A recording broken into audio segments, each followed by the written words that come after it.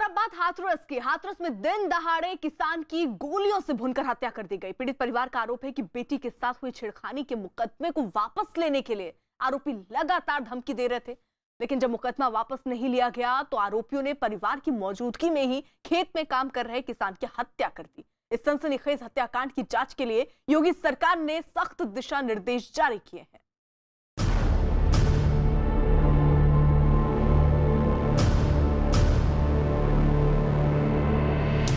हाथरस में दिन दहाड़े हत्या से सनसनी।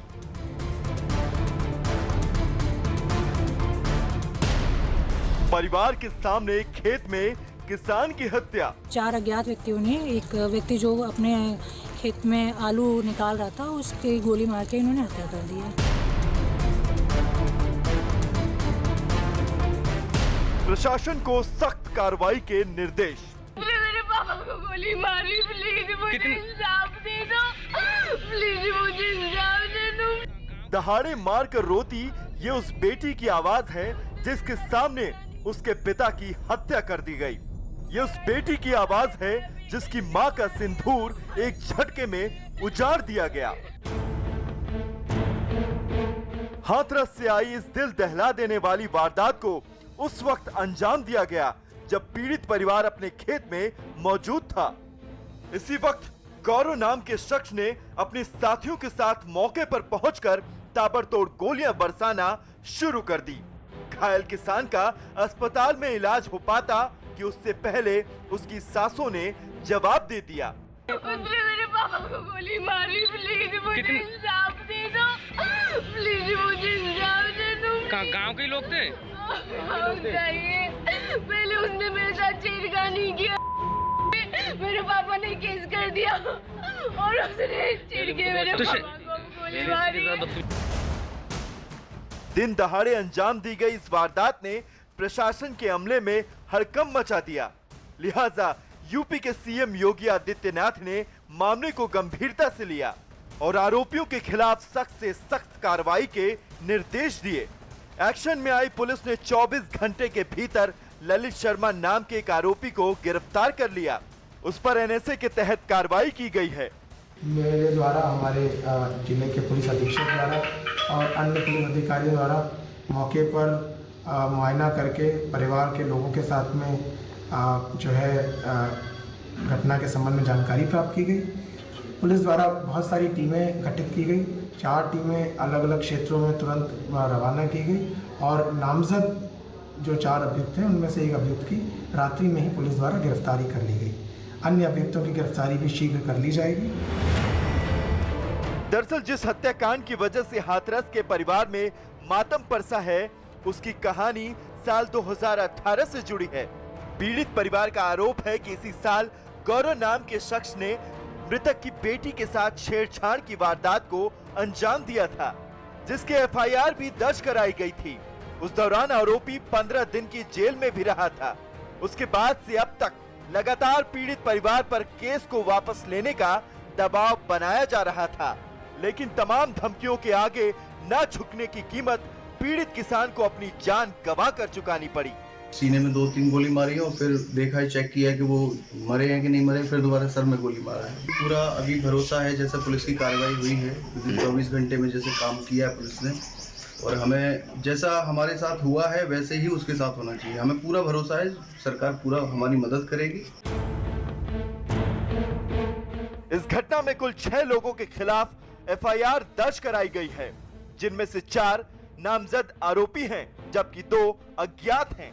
अपनी शिकायत में पीड़ित बेटी ने वारदात की आंखों देखी तस्वीरें बयां की हैं। एफआईआर में लिखा है, गौरव ने कहा मुकदमा वापस ले लो और लड़की से फैसला करा दो। मेरे पिता कुछ कह पाते इससे पहले ही उसने अपने हाथों के लिए हथियारों से पिताजी पर ताबड़तोड़ फायरिंग कर दी। इतना ही नहीं, पीड़ित के मुताबिक इस घटना का मुख्य आरोपी गौरव समाजवादी पार्टी का नेता है, जो लगातार पीड़ित परिवार को छेड़छाड़ का मुकदमा वापस लेने की धमकी दे रहा था। वो बोल रहा था कि केस वापस ले लो वरना मैं मार दूंगा, ये कर दूंगा, वो कर दूंगा, धमकी देता था पहले। ये जो प्रोफाइल पे फेसबुक पे लगा हुआ है यही है। ये गौरव शर्मा है सर। ये आतंकवादी एक नंबर का आतंकवादी है ये। कि किसी भी पार्टी से संबंध रखता है? सपा। इस वारदात में समाजवादी पार्टी का नाम सामने आने के बाद बीजेपी मुखर हो गई। बीजेपी ने समाजवादी पार्टी पर गुंडों को संरक्षण देने का आरोप लगा दिया है। साथ ही ये दावा भी किया है कि यूपी सरकार किसी भी आरोपी को बख्शने वाली नहीं है। हाथरस में एक घटना घटी है और एक गरीब ब्राह्मण बेटी के पिताजी की हत्या कर दी गई। हत्या करने वाला कोई और नहीं है, समाजवादी पार्टी का नेता है और हत्या करने का कारण सिर्फ ये है कि उस लड़की के साथ छेड़छाड़ करता था, जिसमें 2 साल पहले मुकदमा भी लिखा गया था, इसको जेल भी भेजा गया था।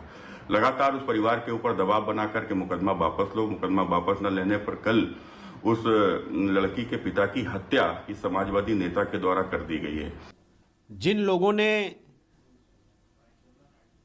राजनीतिक जमीन खो दी है उनके अंदर फ्रस्ट्रेशन है और जब कभी भी मौका मिलता है तो उत्तर प्रदेश के अंदर हर तरीके की साजिश करते हैं। ये समाजवादी पार्टी के लोग हैं, उत्तर प्रदेश की सफलता इनसे पच नहीं रही है। फिलहाल इस मामले में 4 टीमों का गठन किया गया है। ये टीमें बाकी बचे आरोपियों की गिरफ्तारी में एड़ी चोटी का जोर लगा रही हैं, जबकि पीड़ित परिवार को भी सुरक्षा मुहैया करा दी गई है।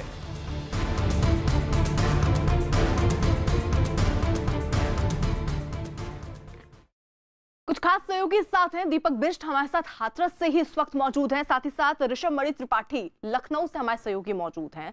लेकिन उससे पहले जरा हाथरस हत्याकांड की पीड़ित लड़की ने क्या कहा वो सुन लेते हैं। दरअसल उन्होंने सरकार से इंसाफ की गुहार लगाई है। उसका कहना है कि जिन लोगों ने उसके पिता की हत्या की उसके साथ भी वैसा ही होना चाहिए। पीड़ित लड़की से एक्सक्लूसिव बात की हमारे सहयोगी दीपक बिष्ट ने। हाथरस का पीड़ित परिवार इस वक्त हमारे साथ है। पीड़ित परिवार की बेटी हमारे साथ है। उनसे पूछते हैं कि आप क्या चाहती हैं, क्योंकि अभी तक पुलिस जो है लगातार इन्वेस्टिगेशन की बात कर रही है।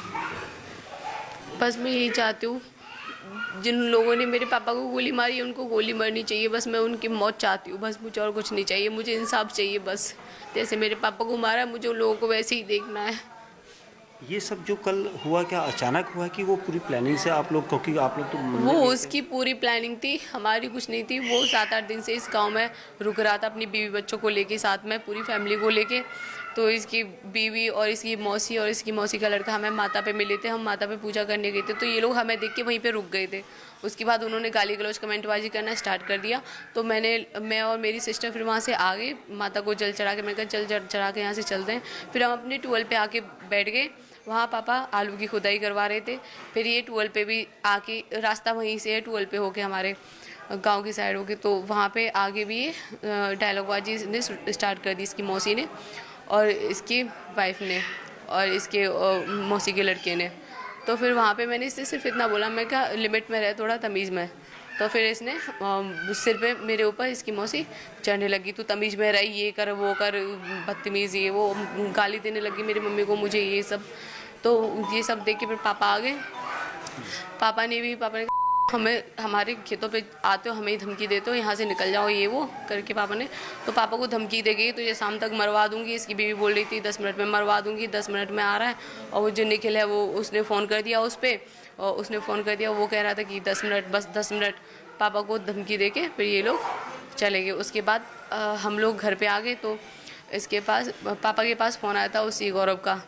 तो पापा से बोल रहा था कि मैं 1 घंटे में आ रहा हूँ, अलीगढ़ हूँ, और मैं ये कर दूंगा, मार दूंगा, ये कर दूंगा, वो कर दूंगा। पापा वहीं हाथरस हत्याकांड पर सियासी संग्राम बिछड़ गया है। बीजेपी के आरोप के बाद समाजवादी पार्टी के मुखिया अखिलेश यादव ने जवाबी हमला किया। हत्याकांड के आरोपी को एसपी नेता बताए जाने पर पलटवार करते हुए अखिलेश ने आरोप लगाया कि बीजेपी के लोग सोशल मीडिया पर झूठ फैलाने में माहिर हैं। ये भारतीय जनता पार्टी के लोग कानून व्यवस्था को नहीं संभालना चाहते हैं, ये डरा के राजनीति करना चाहते हैं। और वहीं अगर समाजवादी पार्टी का होगा, दूसरी पार्टी का मुकदमे दर्ज हो जाएंगे। ये Bharatiya Janata party social media पर झूठा प्रचार करते हैं। इनसे ज्यादा साजिश करने वाला, षड्यंत्र करने वाला, झूठ बोलने वाला कोई नहीं हो सकता। दीपक, देखिए आप क्योंकि हाथरस में मौजूद हैं, आप परिवार वालों से मिले हैं, क्या वो कह रहे हैं, किस तरीके से इंसाफ चाह रहे हैं, और इसी के साथ साथ जो लड़की है वो खुद बता रही है कि ये जो शख्स जिसका नाम गौरव है वो समाजवादी पार्टी से जुड़ा हुआ है। तो ऐसे में अखिलेश यादव ये क्यों कह रहे हैं कि सोशल मीडिया पर भ्रम फैला रही है बीजेपी? देखिए, जब पूरा जो चरित्र है वो यहाँ पर आरोपी जो गौरव है जिसके ऊपर आरोप लगे हैं हत्या करने के, उसका चरित्र अब साफ धीरे धीरे आ रहा है। क्योंकि ये भी दावा किया जा रहा है, जो इलाके के कई लोगों ने हमें कुछ पोस्टर्स दिखाए थे जिसमें टप्पल इलाके में कल यानी 3 मार्च को गौरव जो है एक बड़ी सभा करने वाला था और इसमें उस पोस्टर में साफ तौर से पूर्व मुख्यमंत्री उत्तर प्रदेश अखिलेश यादव का यहाँ पर पोस्टर लगा हुआ था। तो कुल मिला के अब समाजवादी पार्टी भले ही बचने की कोशिश कर रही हो, लेकिन कई सारे चीज़ें जो है अब सामने आ रही हो। परिवार का आरोप है कि अब योगी सरकार उसी तरह से इस बदमाश का, इस आरोपी का एनकाउंटर करे जिस तरह से योगी सरकार ने पिछले 1 साल में कई बदमाशों का उत्तर प्रदेश में एनकाउंटर किया है। क्योंकि आरोपियों को इस तरह की सख्त सजा चाहिए और ऐसा ही इंसाफ की मांग जो है उनके परिवार के सभी लोगों ने की है। क्योंकि जिस तरह से छेड़खानी का पहले ही उसके खिलाफ मामला दर्ज हुआ था, उसके बाद भी वो लगातार दबाव बना रहा था। ठीक है दीपक, जरा रहिए साथ। वहीं ऋषभ मणि का भी रुख कर लेते हैं। ऋषभ, किस तरीके से योगी सरकार एक्शन में है जरा बताइए, क्योंकि अभी तक एक ही गिरफ्तारी हुई है, 5 अभी भी फरार है। अर्पिता, देखिए, यहाँ डीजीपी मुख्यालय से सरकार की ओर से लगातार इस मामले की मॉनिटरिंग की जा रही है। सीएम की ओर से खुद ये निर्देश दिए गए हैं कि जो आरोपी है उनके खिलाफ एनएसए के तहत कार्रवाई की जाएगी। जो 4 नामजद आरोपी, उनमें से 1 गिरफ्तार हो चुका है, 2 उसमें अज्ञात आरोपी हैं। उनकी गिरफ्तारी के लिए लगातार दबिश दी जा रही है, 4 टीमें बना दी गई हैं। और ये बात बिल्कुल सही है कि जो सियासी नफे नुकसान की बात चल रही, आरोप प्रत्यारोप की बात चल रही, वो एक तरफ अलग है। लेकिन जो पुलिस के अधिकारियों से मेरी बात हुई है, उन्होंने कहा है कि मेरिट के बेस पे हम इसमें गंभीर कार्रवाई करेंगे। हालांकि ये बात भी अब चर्चा में की जा रही है कि अगर कोई छेड़छाड़, रेप या किसी भी महिला स्त्री के खिलाफ कोई अपराध हुआ है तो जब मामला कोर्ट में है उस दौरान भी उस थाने की चौकी की जिम्मेदारी जरूर तय की जानी चाहिए कि उसको सुरक्षा मुहैया कराई जाए। 2018 में जब इस पीड़िता की ओर से मुकदमा दर्ज कराया गया था छेड़छाड़ का, गौरव उसमें जेल गया था, उसके बाद वापस जब जेल से आया तब से धमका रहा था। अगर उस वक्त भी थाने चौकी ने यह विश्वास जगाया होता, यह विश्वास दिलाया होता उस परिवार को कि पुलिस उसके साथ है, शासन प्रशासन उसके साथ है, तो शायद गौरव की इतनी हिम्मत नहीं पड़ती। तो इन तमाम चीजों की स्क्रीनिंग की जा रही है कि क्या परिवार ने कभी पुलिस में ये बात बिल्कुल। तो देखिए, फिलहाल पुलिस जो है वो एक्शन में है और योगी सरकार ने भी कह दिया है कि इस पर जो भी कड़े कदम हो वो उठाएं और जल्द से जल्द गिरफ्तारी हो। फिलहाल 1 गिरफ्तार हुआ है, 5 अभी भी गिरफ्तार होने बाकी। अब सीधे रुख कर लेते हैं अमीश देवगन का आर पार।